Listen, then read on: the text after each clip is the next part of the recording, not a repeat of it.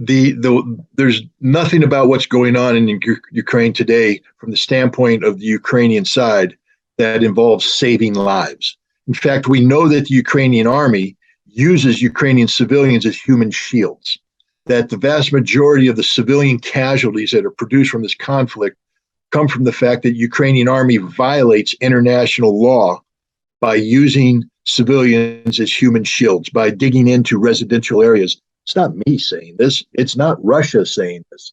It's Western media saying this. It's Human Rights Watch saying this because it's the truth.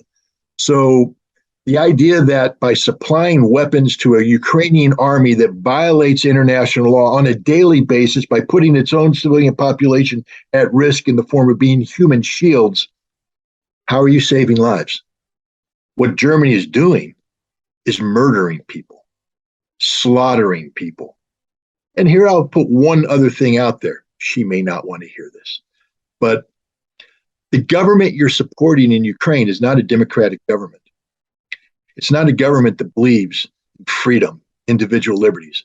It's a government that's promulgated laws targeting Russian people, which if you remove the term Russian and you put the term Jew in place, sounds an awful lot like the laws being promulgated by Germany in 1930. Is this really what the German government wants to be supporting?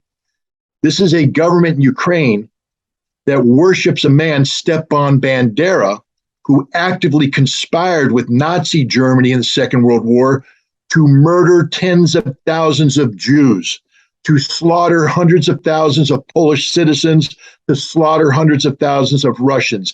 Is this really the person, the government that the Germans want to support? And if the foreign minister is unwilling to answer that question, then I'll put the question directly to the German people. Who are you? Have you forgotten your history? Have you forgotten what happened in the past? What happened to the promise never again to allow this kind of odious ideology to take root in Europe? And now your foreign minister is actively encouraging it, providing assistance to it. Shame on Germany. Shame on the foreign minister. Shame on the German people.